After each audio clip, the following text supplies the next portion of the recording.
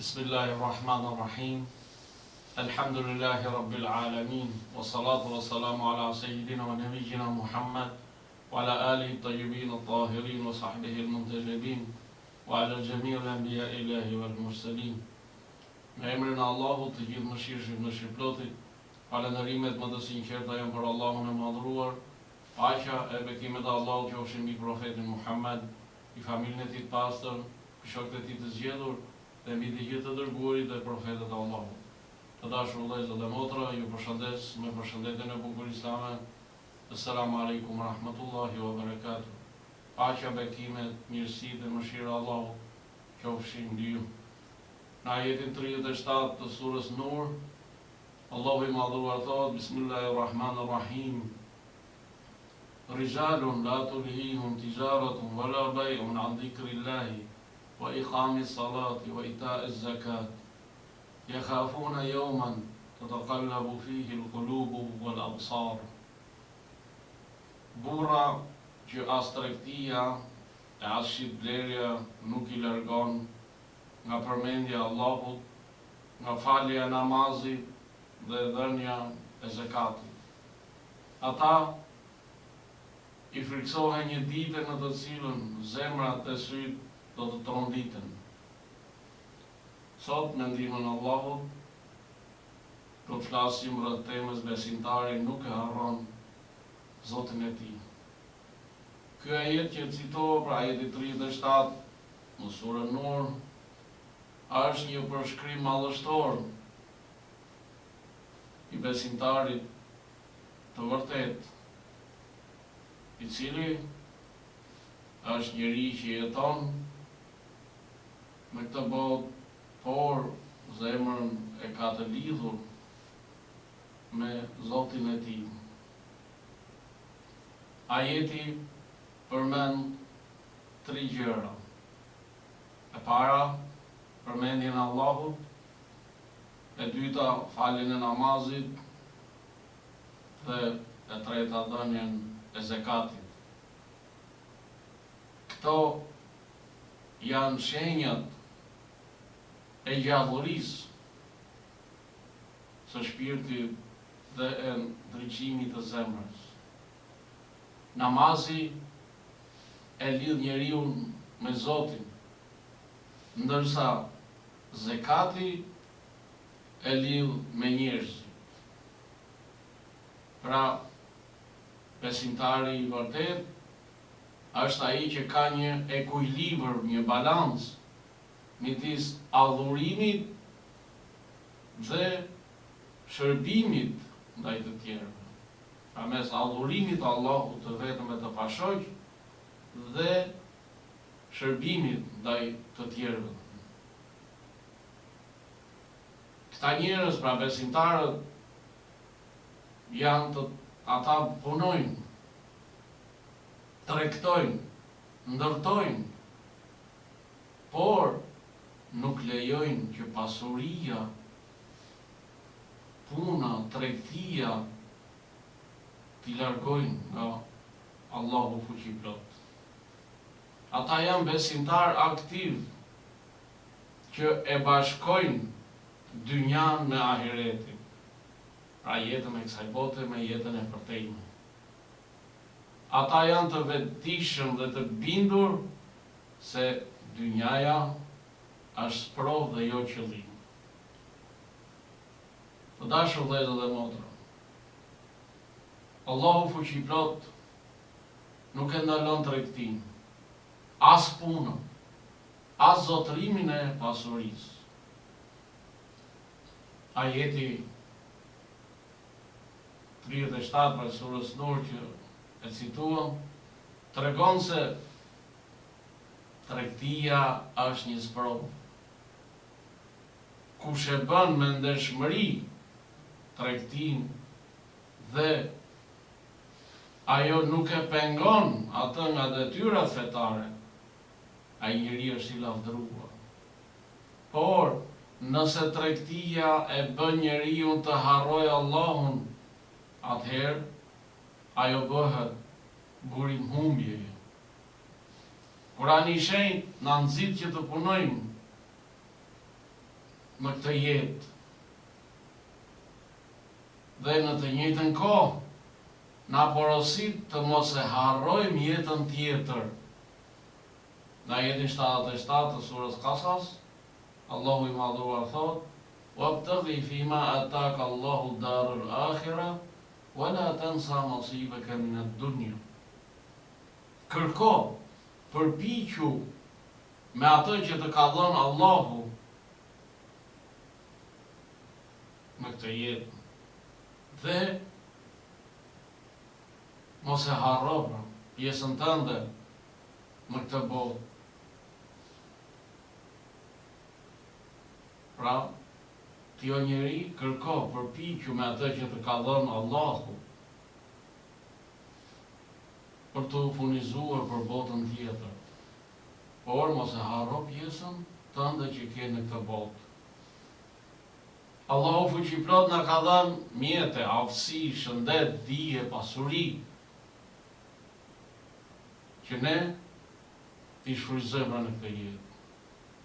Nuk duhet t'i përdorim këto vetëm për kënaqësitë e kësaj bote, por t'i përdorim për t'u ofruar tek Allahu fuqiplot, duke bërë bamirësi, duke ndihmuar të tjerët, duke bërë drejtësi, duke qenë të devotshëm. Pra, t'i përdorim mirësitë e Allahut në këtë botë për qëllime shpirtërore. Feja islame nuk kërkon që njeriu të heqë dorë nga jeta materiale, nga puna, familja, kënaqësitë e lejuara. Islami është fe e ekuilibrit. Besimtari punon për botën tjetër, por ai jeton me dinjitet në këtë botë. Pasuria nuk është problem në Islam, por pasuria është problem kur ajo pushton zemrën, e erëson dhe e largon atë nga krijuesi. Pra nëse pasuria është në dorën tënde dhe Allahu është në zemrën tënde, je në rrugë të drejtë. Por nëse pasuria është në dorën tënde dhe Allahu nuk është në dorën tënde, në zemrën tënde, atëherë je në rrugën e gabuar. Besimtarët e vërtet janë të vetëdijshëm se Allahu duhet kujtuar në çdo vend dhe në çdo rrethanë. Ajeti pra që cituan thot: as tregtia dhe as shitblerja nuk i largon nga përmendja e Allahut. Që do të thotë se edhe në zhurmën e tregut, në orarin e punës, në rrugë apo në zyrë, zemra e besimtarit është me Allahun fuqiplot. Besimtari e kujton Allahun me gjuhë, me zemër dhe me vepra. Pra asë dhe një herë nuk e harron Zotin e tij besimtari. Fjala dhikrullah, që përmendet në ajet, përfshin pra namazin, leximin e Kuranit, lutjen, kujdesin për halalin dhe për haramin, si dhe çdo gjë që të lidh me Allahun fuqiplot. Besimtari asë dhe një herë nuk e lë përmendjen e Allahut. Qoftë edhe në kulmin e punës, sepse zemra e tij është gjithmonë në kujtim të Zotit të plotfuqishëm. Nuk duhet të lejojmë që puna apo angazhimet të na bëjnë të harrojmë Allahun. Sepse përmendja e Allahut është burimi i bekimit të punëve. Pra kur punët fillojnë me përmendjen e Allahut, ato janë të bekuara. Kur gjatë punës e përmendim Allahun, ajo punë është e bekuar. Allahu fuqiplot i përshkruan besimtarët në këtë ajet se janë njerëz të fortë në besim. Pra as tregtia, as puna, as fitimi material nuk i bën që të harrojnë Zotin e tyre. Ata jetojnë në këtë jetë, punojnë pra dhe tregtojnë, por zemrat e tyre janë të lidhura me Zotin, Krijuesin e plotfuqishëm. Ata nuk janë skllëvër të pasurisë, por janë përdorues të pasurisë ashtu siç e dëshiron Allahu. Njeriu mund të jetë pra tregtar, profesionist apo punëtor, por ai mbetet robi i Allahut dhe jo i pasurisë. Profeti Muhammed sallallahu alaihi wa alihi ka thënë, kush e kujton Allahun mes njerëzve që e harrojnë atë, është si një luftëtar që qëndron mes atyre që ikin për nga betejë. Të dashur vëllezër dhe motra, sot në kohën e telefonave, teknologjisë, rrjeteve sociale, shpërqendrimeve të ndryshme, ky hadith i profetit Muhammed sallallahu alaihi wa alihi bëhet më i vërtet, më real.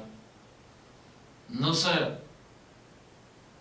e kujton Zotin në një botë që e ka harruar, ti je vërtet ndër të dalluarit, ndër të mirët, tek Allahu fuqiplot. Besimtarët e vërtet janë të bindur se namazi dhe zekati janë shtyllat që e mbajnë shpirtin dhe e ruajnë atë.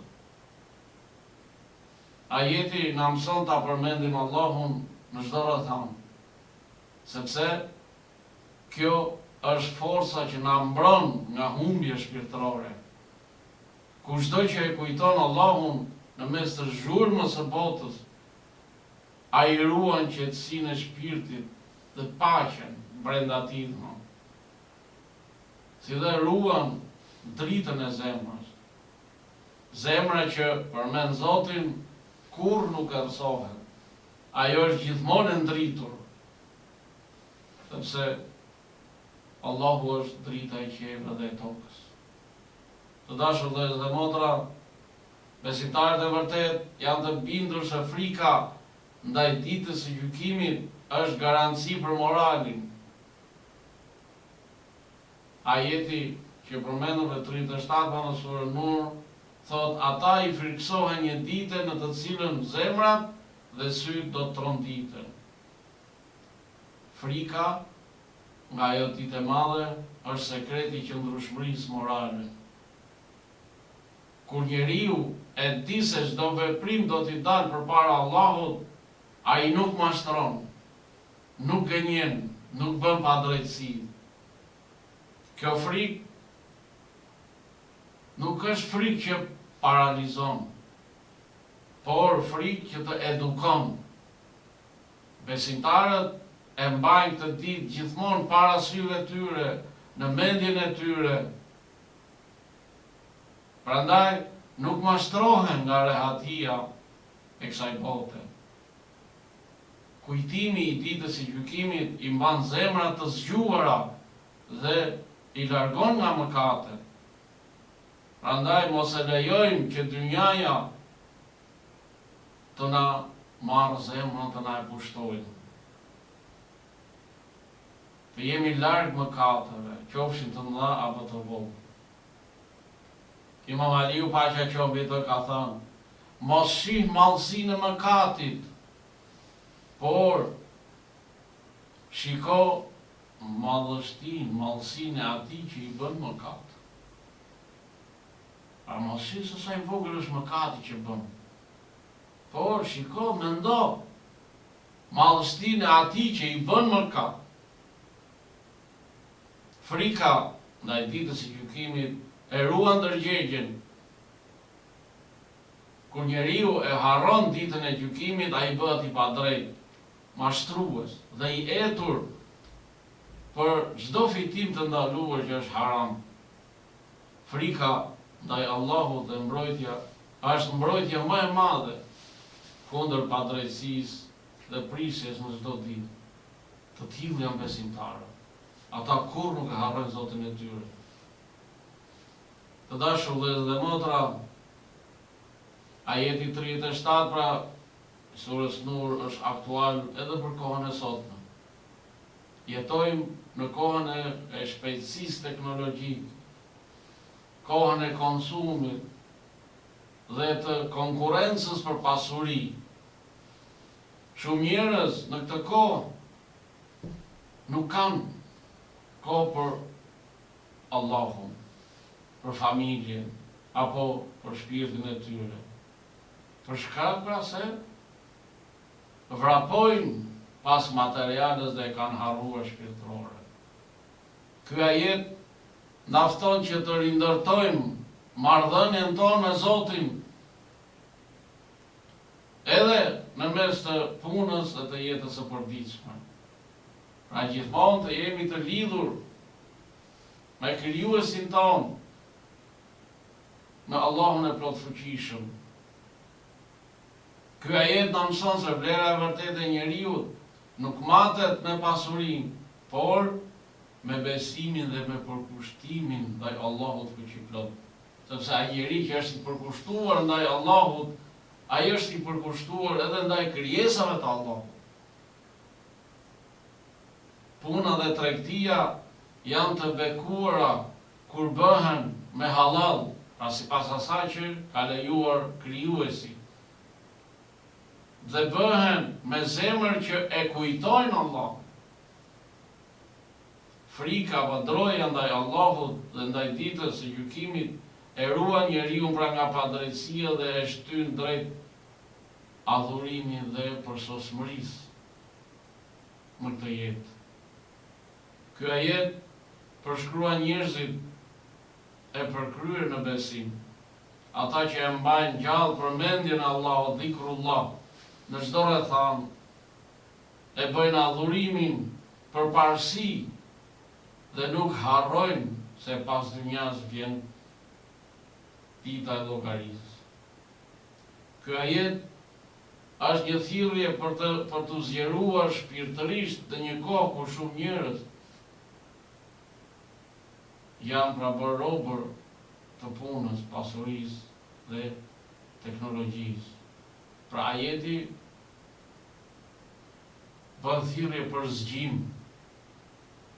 zgjimin e ndërgjegjjes, zgjimin e mendjes, zgjimin e shpirtit, nga gjumi i shkujdesjes. Ajeti na mëson se suksesi pra nuk matet me fitim material, por me atë sa e mban gjallë lidhjen me Allahun, pavarësisht gjithçkaje që të rrethon. Ky ajet është portret i njeriu të suksesshëm në sy të Allahut fuqiplot. Të dashur vëllezër dhe motra, ky ajet përshkruan pra njeriu ideal të kohës sonë. Ai njeri punon dhe është aktiv në shoqëri. Fiton me halal, jep zekatin, jep khumsin dhe ndihmon të tjerët. Ai njeri nuk e lë namazin, sado i zënë të jetë. Ai e kujton Allahun në çdo kohë dhe në çdo situatë. Kjo është mënyra se si të jesh njeri pra të jesh modern dhe në të njëjtën kohë të jesh adhurues i devotshëm ndaj Allahut dhe të jesh një besimtar i vërtet, i sinqert. Mesazhi i këtij ajeti për ne sot është jetoni në këtë botë, por mos e lini këtë botë të jetoj brenda jush. Pra mos tjetë kjo botë ajo që sundon zemrën tonë, mendjen tonë, shpirtin tonë. Ajeti na thot mbajeni përmendjen e Allahut si dritë që ndriçon çdo hap të jetës tuaj. Allahu thot udhkuruni adhkurukum. Ma kujtoni mua dhe unë do t'ju kujtoj ju. Prandaj besimtari I vërtet e njeh krijuesin e tij. Prandaj e kujton gjithmonë, e përmend dhe nuk e harron Zotin e tij për asnjë moment. Islami, feja islame nuk na thot të heqim dorë nga kjo botë, por na thot që të mos e bëjmë këtë botë qëllimin ton përfundimtar. Islami na urdhëron të ndërtojmë në këtë botë dhe jo të shkatërrojmë. Islami na thot se kjo botë është ura dhe jo shtëpia. Pra ura për të kaluar nga kjo botë në botën e vërtetë, në botën e përtejme. Dhe nuk është vendbanimi I përhershëm kjo botë. Prandaj, le ta përdorim mirë gjithçka që na ka dhënë Allahu në këtë botë, që të arrijmë qëllimin e vërtetë. Dhe ky qëllim është kënaqësia e Allahut fuqiplot dhe lumturia e përhershme. Prandaj besimtari I vërtet kur nuk e harron Zotin e vet. Dhe të përpiqemi pra të jemi për atyre besimtarve për përmendësve të Allahut në çdo situatë. Qoftë në shitblerje, në punë, në udhtim, në shtëpi, në rrugë, kudo që të jemi. Ta përmendim Allahun, sepse përmendja e Allahut është dritë. Përmendja e Allahut është qetësim për zemrën. Ala bi zikrillahi tatma'innul qulub. Vërtet, me përmendjen e Allahut qetësohen zemrat. E lusë Allahun të na bëjë për atyre që puna nuk I largon nga përmendja e tij. Na bëjë për atyre që zemrat e tyre janë të gjalla me përmendjen e Allahut. Të na bëjë për atyre që e falin namazin me përkushtim, japin zakatin me sinqeritet dhe e kujtojnë ditën kur do të qëndrojnë para Allahut të madhëruar. E lusë Allahun që të na bëjë pra për atyre që I kanë lidhje dhe forta e të mrekullueshme me Allahun fuqiplot dhe me krijesat e Allahut. Inshallah. Allahu na fal, na mëshiroft të gjithëve. Allahu ju ruaj dhe ju begatoft, ju familjet tuaja, kudo që t'jeni. Assalamu alaikum wa rahmatullahi wa barakatuh. Paqja, bekimet, mirësi dhe mëshira Allahu qofshin mbi ju.